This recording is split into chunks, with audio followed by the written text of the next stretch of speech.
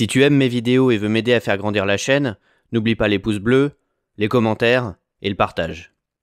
Et si ce n'est pas déjà fait, abonne-toi et clique sur la cloche pour ne pas rater les prochains épisodes. Salut les bricolos! Dans cette vidéo, on va parler des différentes solutions qu'on a envisagées pour créer notre nouveau plancher à l'étage.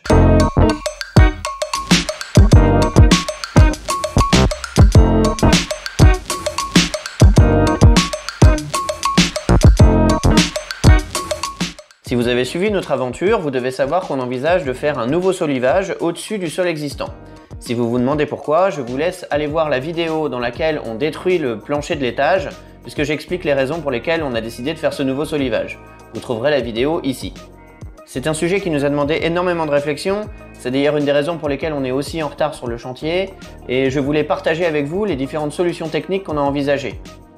L'idée, c'est de vous expliquer le cheminement logique qui nous a fait trouver ces solutions, mais aussi de partager avec vous ces solutions pour que vous puissiez nous faire les retours sur ce que vous en pensez. Donc n'hésitez pas à commenter au maximum cette vidéo. Donc pour faire ce nouveau solivage, nous avons 3 contraintes. La première est de créer un nouvel élément porteur sur lequel on va pouvoir poser les solives.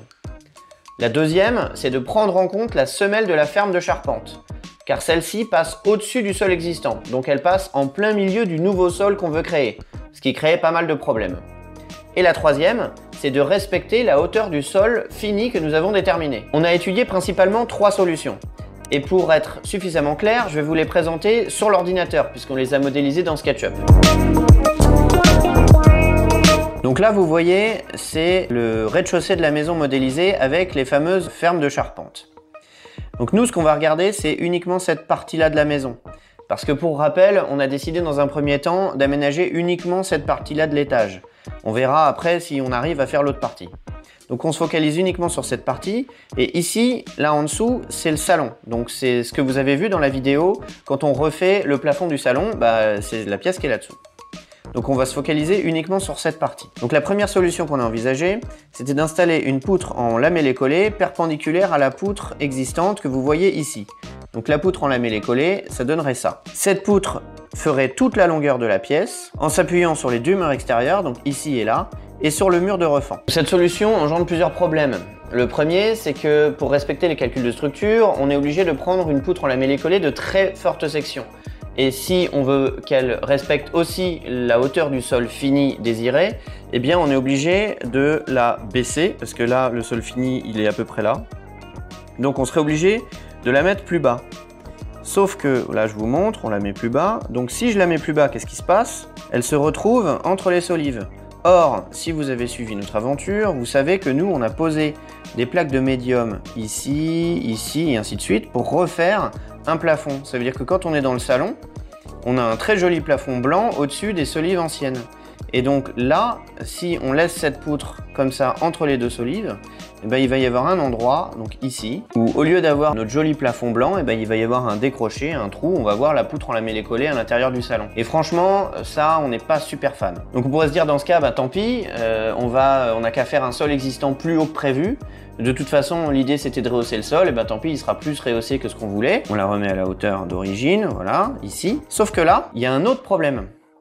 C'est que nous, ce qu'on va faire quand on va installer cette poutre, c'est qu'ensuite on va mettre des solives dans ce sens-là. Donc là, je vous ai mis un exemple, solive, hop là. Voilà, vous avez des solives comme ça. Sauf que regardez ici, les solives ne peuvent pas passer à cause de la semelle de charpente qui est là.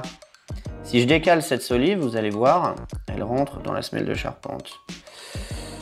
Donc je prends la solive et je la décale sur le côté. À ce niveau-là, elle rentre sur la semelle de la ferme. Donc pour pouvoir installer des solives au-dessus de la semelle de charpente, on a trouvé une autre solution. On s'est dit on n'a qu'à installer 2 poutres, pas trop éloignées au niveau de la semelle, comme ça on met des solives de petite section au-dessus de ces 2 poutres. Donc je vais vous montrer. À ce moment-là, on aurait 2 poutres, donc toujours de la même section, avec des solives de petite section qui passeraient au-dessus de la semelle, et ensuite des solives perpendiculaires normales ici. On est moyennement fan de cette solution, parce que premièrement, ça nous oblige à avoir un sol existant plus haut que prévu. Ou alors, ça nous oblige à flinguer un peu le joli plafond qu'on a fait dans la pièce d'en dessous. Et en plus, on trouve que cette solution est techniquement assez compliquée parce qu'elle nous oblige à utiliser 2 poutres porteuses. Donc, il faut être capable d'installer 2 poutres. C'est assez lourd, assez compliqué à manier. Donc, ça multiplie par 2 les contraintes.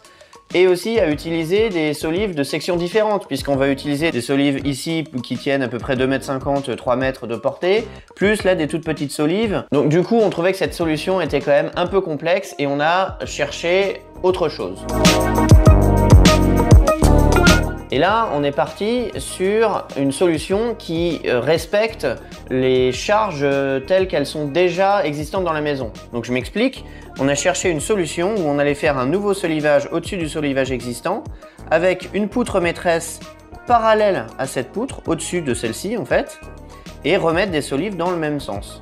On s'est dit que c'était peut-être pas mal parce que cette maison, elle a été fabriquée pour supporter des charges ici et là. Toujours les mêmes contraintes pour éviter d'avoir un sol fini trop haut. On s'est dit qu'il fallait qu'on trouve une solution pour avoir une section de poutre pas trop élevée. Et à ce moment-là, dans ce cas-là, on a étudié une solution avec une poutrelle métallique en forme de hache de 200 mm. On installerait cette poutre métallique au-dessus du sol existant. Ça nous ferait arriver pile à la bonne hauteur du sol fini et ensuite on réinstallerait des solives dans le même sens que les solives que vous voyez en dessous. Sauf que là, vous voyez, pour installer cette poutrelle métallique, le tout petit problème, c'est qu'elle passe pile au niveau de la semelle de charpente ici. Donc pour l'installer, eh bien, il faut trouver une solution. Là, pour ça, on a échangé avec des professionnels parce qu'on se dit s'amuser à modifier la ferme de charpente, c'est quand même un peu chaud. Donc, on a vu plusieurs solutions. Une consistait à supprimer complètement la semelle et la remplacer par un fer plat qui passerait en dessous de la poutrelle métallique avec des sabots ici. Bon, c'est quand même assez complexe à faire. Ensuite, on a vu un autre artisan qui nous proposait juste de couper une section juste à cet endroit-là, d'installer la poutrelle métallique et ensuite de refaire une solidarisation de la semelle. On était moyennement chaud d'intervenir sur un élément structurel de base de la maison comme la semelle de la ferme de charpente. Surtout qu'en plus, les artisans nous ont tous dit que malgré les précautions qu'ils allaient prendre pour contraindre au maximum la ferme de charpente avant de supprimer ou de couper la semelle, il allait y avoir forcément un à-coup au moment où ils allaient couper. Donc ça allait faire bouger la toiture, potentiellement bouger la maison. Donc plutôt que de risquer de voir la maison s'effondrer, on a préféré abandonner cette solution. Ce qui nous amène à la troisième solution qu'on estime être la meilleure, mais vous allez nous dire ce que vous en pensez en commentaire. L'idée serait de moiser la semelle de la ferme. Ça veut dire la prendre en sandwich entre deux éléments en bois et solidariser le tout avec des boulons. Je vais vous montrer sur l'ordi. Donc, vous avez la semelle qui est là, et l'idée ce serait de rajouter, paf, deux éléments en bois comme ça, et de les solidariser avec des boulons que vous voyez ici. Pour éviter d'avoir le même problème que dans la solution 1, à savoir des bois de trop grosse section, on s'appuierait sur la poutre existante, ici. Donc au final, ça veut dire que les moises seraient scellées dans le mur ici, posées sur le mur de refend là-bas, et vous voyez ici, il y a une cale qui fait une descente de charge sur la poutre existante. Ce qui fait qu'en cumulant la force de la poutre existante plus des deux moises avec une descente de charge, on arrive avec des sections de 100 par 220 à avoir quelque chose qui tient la route d'un point de vue structurel. Et ce qui est cool, c'est qu'en utilisant des sections de seulement 100 par 220, ça nous permet à la fois de respecter la hauteur de notre sol fini, tout en posant les moises au-dessus du plafond du salon. Donc c'est parfait. Et après, il ne nous restera plus qu'à installer des solives perpendiculaires à ces moises, comme ceci, grâce à des sabots. N'hésitez pas à nous dire en commentaire ce que vous pensez de ces différentes solutions. Vous pouvez aussi nous apporter des solutions alternatives si vous en avez pour nous aider à créer notre nouveau solivage. Le chantier est actuellement à l'arrêt, mais c'est une des premières choses que nous allons devoir faire quand on va reprendre au printemps.